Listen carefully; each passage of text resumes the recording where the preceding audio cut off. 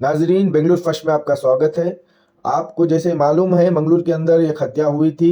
सिर्फ मुसलमान होने के नाम पर उसको मारा गया था मार्चिंग कर कर। 1 महीना हो गया है, लेकिन उसके घर वालों को और उसको इंसाफ नहीं मिला। यही आवाज़ लेकर उसकी माँ बाप और मंगलुरु के कुछ जिम्मेदार आज सिद्धरामैया से मिलने के लिए आए थे बेंगलुरु। आइए जानते हैं सिद्धरामैया सीएम ने इसके बारे में क्या कहा है।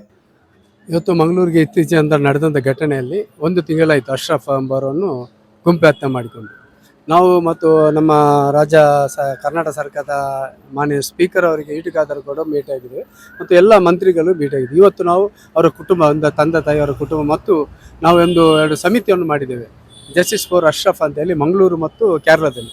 ಈ ಎರಡು ತಂಡಗಳು ಇವತ್ತು ನಮ್ಮ ಮತ್ತು ಮಂಗಳೂರು ಮಂಜಿಸ್ತರ ಕೇರಳ MLA ಅವರು ಕೂಡ ನಮ್ಮೊಟ್ಟಿಗೆ ಇದ್ದರು. ಇವತ್ತು CM ಭೇಟಿಯಾಗಿದೆ. ಅವರಿಗೆ ನಾವು ಮನೆಯನ್ನು ಕೊಟ್ಟಿದ್ದೆ, ಯಾಕೆಂದರೆ ಒಂದು ತಿಂಗಳಾಯಿತು ಪ್ರಮುಖ ಆರೋಪಿಯನ್ನು ಇಷ್ಟು ತನಕ ಬಂಧನ ಮಾಡಲಿಲ್ಲ.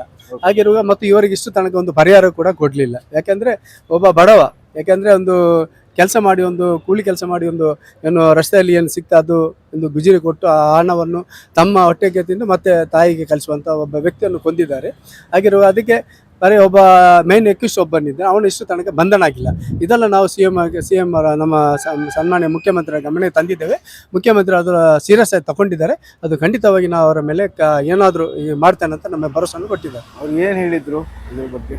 ಅಲ್ಲ, CM ಅವರಿಗೆ ಮೊದಲು ಅವರಿಗೆ ಗೊತ್ತಿತ್ತು, ಮತ್ತು ಈ ರೀತಿ ಆಗಿದೆ ಅಂತ ನಾವು ಹೇಳಿದ ಮೇಲೆ ಗೊತ್ತಾಯಿತು.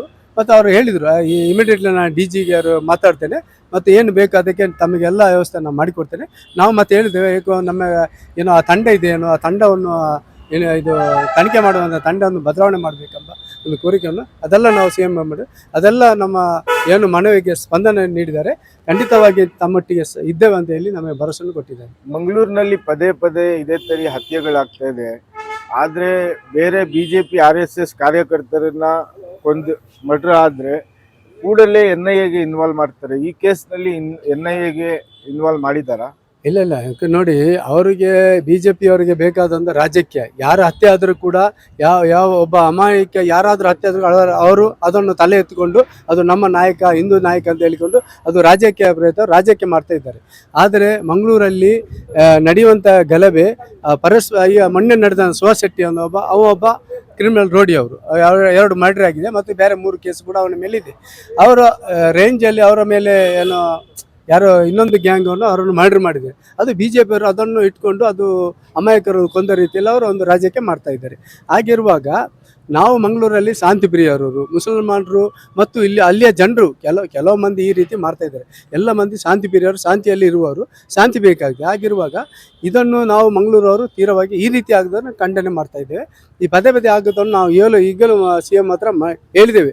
ಈ ರೀತಿ ಪದೇ ಪದೇ ಆಗೋದು ಒಂದು ಒಳ್ಳೆಯ ರೀತಿಯಿಂದ ಒಂದು ಒಳ್ಳೆಯ ಟೀಮನ್ನು ಅಲ್ಲಿ ಕಲಿಸಿ ಅಂತ ಹೇಳಿದ್ದೇವೆ. ನಿಮ್ಮ ಹೆಸರು? Ashraf, X mayor Mangaluru.